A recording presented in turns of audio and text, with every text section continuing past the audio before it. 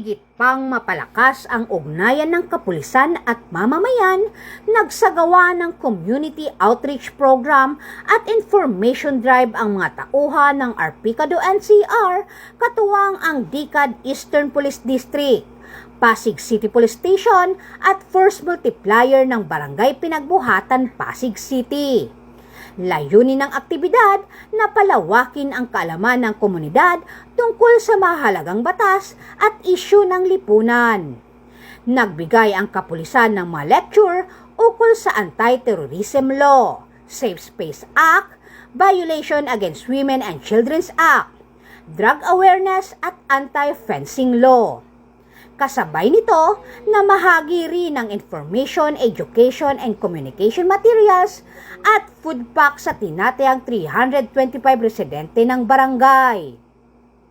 Sa kanyang mensahe, binigyan diin ni Police Major Leomar V. Vicente, Admin PCO ng Eastern Police District DICAD, ang kahalagahan ng pagtutulungan ng komunidad at kapulisan upang mapanatili ang kapayapaan at kaayusan sa lungsod. Mga kababayan, magandang umaga. Nandito po kami sa Sitio Ilugin, Barangay Pinagbuhatan, Pasig. At makita nyo naman sa ating likuran, nandito yung mga residente ng Barangay Pinagbuhatan. At tayo ay may community engagement, no?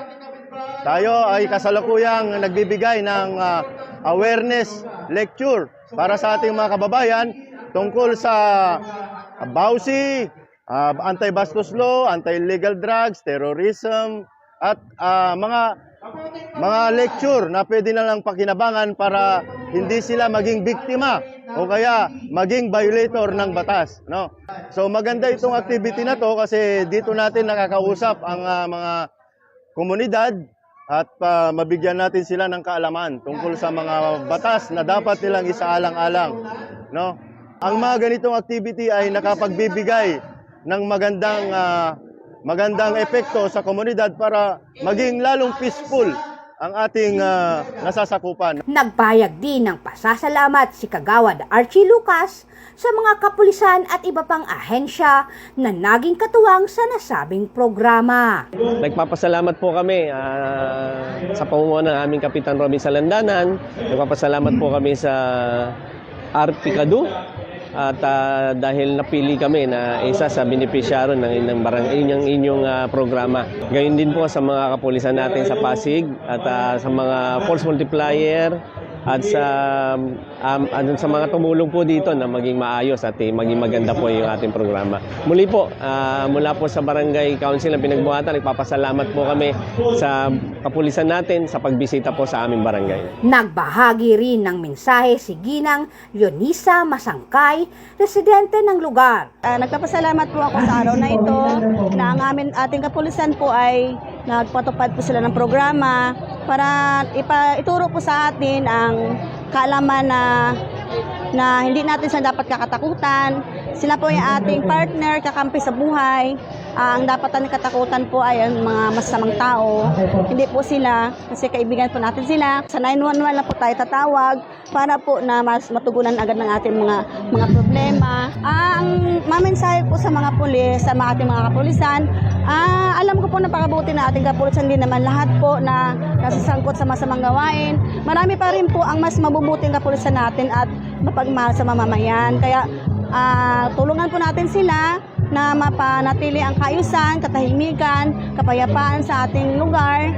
Dahil sila lang po ang ating malalapitan at makakatulong po sa atin. Kaya maraming salamat po sa araw na ito na nandito po sila at marami po kami natutunan sa kanila. At Ginang Monet Balmos, miyembro ng Force Multiplier, ng kanilang suporta at pasasalamat sa proyektong hatid ng kapulisan. Nagpapasalamat pa ako sa mga kapulisan ng Pasig, sa region, sa pagpunta po sa lugar namin sa Barangay Ilugin at pamimigay po ng mga food pack sa mga kababayan natin dito sa Ilugin, sa Pinagbuhatan po. Maraming salamat po sa mga kapulisan natin, lalo na po sa kay Police Colonel Elmo Guevara, kay Police Major Vicente, sa Police Captain Rizal Guevara po. Sa buong kapulisan po, maraming salamat. Sa halip na makilahok sa mga kilos protesta na maaring magdulot ng kaguluhan, hinihikayat ng mga otoridad ang publiko na makipagtulungan at magtiwala sa pamahalaan. Anila, ang tunay na kaunlaran ay mas madaling makamtan kung ang bawat isa ay magiging katuwang sa pagpapanatili ng kapayapaan at kaayusan sa komunidad. Mula dito sa Metro Manila, ako po ang inyong PNN correspondent, Patrolwoman Ivy Corporal, alagad ng batas, tagataguyod ng Balitang Pulis.